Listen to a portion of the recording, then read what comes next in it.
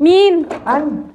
تعالي يا عمتي. ازيك يا مرات اخويا؟ عامله ايه يا عمتي؟ الحمد لله يا نوره، وانت عامله ايه؟ كويسه والله يا عمتي الحمد لله. واخويا علي عامل ايه؟ حلو يا عمتي والله، كان قلبي حاسس ان انت هتيجي النهارده وتتغدي معانا يا عمتي. ربنا يخليك. هو علي اخويا هنا ولا في الشغل؟ اه يا عمتي تعالي نورتينا، تعالي. ماشي. يا مرحبا يا عمتي.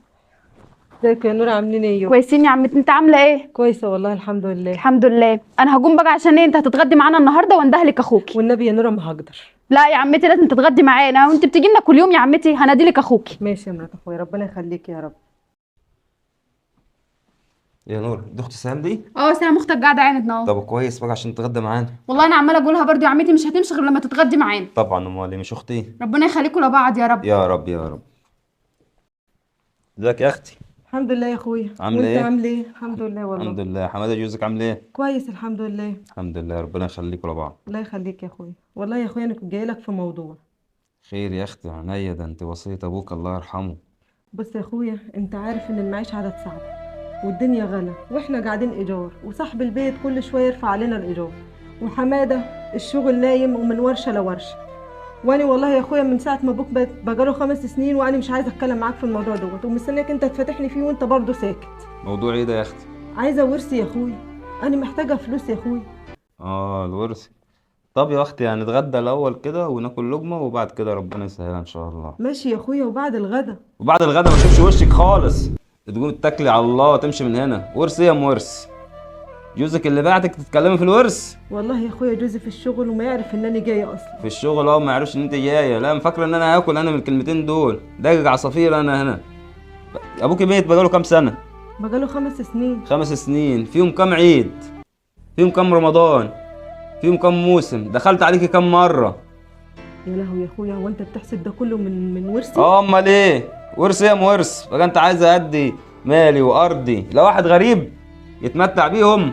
ماشي يا اخويا، طب اديني حق فلوس يا اخويا. ولا فلوس حتى، مفيش خالص. بقول لك ايه، انت كنت هتتغدى حتى مفيش غدا. اتفضلي من غير ما تروح. اقف يلا. يعني انت شايف كده يا اخويا؟ الله يسامحك يا اخويا. قال ورث، قال مال مش ورث. اتفضلي يا هانم. رايحه فين يا عمتي؟ ده انا بجهز الغدا، مش تمشي غدا ايه؟ خساره فيها. هتتغدى ايه؟ الهانم جايه تطالب في الورث. قال ورث قال. ورث؟ جايه تطالبي في الورث يا اختي؟ وانا اللي كنت هطفحك لحمه تدفعها على صدرك؟ انفتحه يا اختي لورثك، ومش انفتحه للنسبتها اللي بوديها لك والعياد اللي بوديها لك. جوزك اللي بعتك قولي لجوزك ان احنا ما بنورثش بنات يا عسل. يلا مع الف سلامه. يلا. انت يا مرات اخويا بتطرديني من بيت اخويا قدامه؟ امال ايه؟ مش خايفه على ارضي ومالي؟ بص يا اخويا، كلمتين بس اللي هجمهم لك قبل ما امشي. انت قبل ما تتكلم قلت ابوك موصيك عليا. بص، اشبع بالارض، اشبع بالفلوس، بس مش هقول غير حسب الله ونعم الوكيل فيكم، وربنا احن من الكل.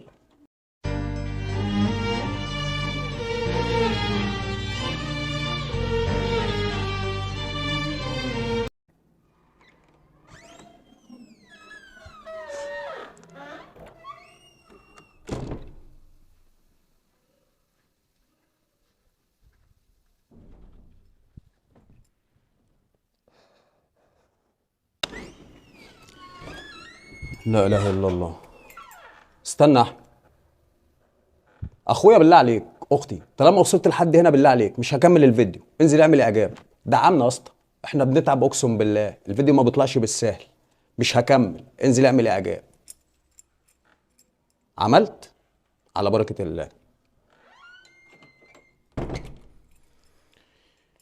لا اله الا الله. قدري. عامله ايه يا سهام؟ سهام ايه يا بنتي؟ بقول لك انا قاعد جنبك بقالي 3 دقايق، بقول لك عامله ايه؟ انت جيت ولسه قاعد؟ قوم يلا معايا. اقوم معاكي فين يا بنتي؟ في ايه؟ انا لسه جاي من عند اخويا. طب وايه يعني لسه جاي من عند اخوك؟ ايه اللي مزعلك يعني؟ لما انا كلمته في الورث واخويا طردني وبيقول لي انا بخش لك بعياده وبمواسم، طردني هو ومراته. يلا عشان تقوم وتجيب لي حاج منه. عايز احسب الاعياد والمناسبات اللي هو كان بيجيبها لك بيقول لك من الورث. طب ما دي حاجه بينك وبين اخوك، ما بلاش انا بنت الناس هتعيبني يا بنتي. اعمل ايه يا ربي؟ لا لاقي حظ في اخويا ولا لاقي حظ في جوزي، اروح فين يعني يا ربي؟ لا لا لا مش لاقي حظك في جوزك. طب انا قصرت يا بنت؟ انا مالي يا بنتي؟ وانت اللي المفروض تقف في ظهري وتجيب لي حاجه من اخويا وتبقى سند ليا، سايب ولطش فيا؟ ايه؟ قوم يا حماده يلا انزل لاخويا، روح لاخويا وهات لي حاج منه. يا بنت قوم ما يلا. تبعديني انا عن الموضوع لا ده بالله هتروح. عليك. يا اما والله لا همشي وما هتشوف وشي هنا تاني. طب تمشي لاني مالي يا بنت، انت مدخلاني في الموضوع لا هتروح ليه؟ معايا. ها يا بنت سيبيني انا ماليش دعوه بالموضوع. يلا هتروح معايا. هو انا المفروض اروح معاها؟ خيركم من تعلم العلم وعلمه. قول كلمه، اكتب في التعليقات الحل، يمكن يا عم غيرك يستفاد. مراتي لها اخ واكل ورثها مش عايز يديهولها، لما راحت تطلبه طردها، فجايه لي بتقول لي دلوقتي انت سندي، انت ظهري، المطلوب منك انك انت تيجي تقف قدام اخويا عشان تجيب لي ورثي. طب هو انا المفروض اروح؟ اصل انا لو رحت معاها هيقولوا بص داخل بين الاخت واخوها، عيل طماع، هو من الاول كان داخل على طمع، فعيب انه يروح معاها عشان يجيب ورثها. ولو ما رحتش بصوا خايف، ده جبان سايب مراته بتحارب لوحديها، مراته يا عيني اصلها عويله ملهاش سند، ده راجل برياله، ده راجل عبيط. في الحالتين في ناس هتلوم عليا، فايه الصح؟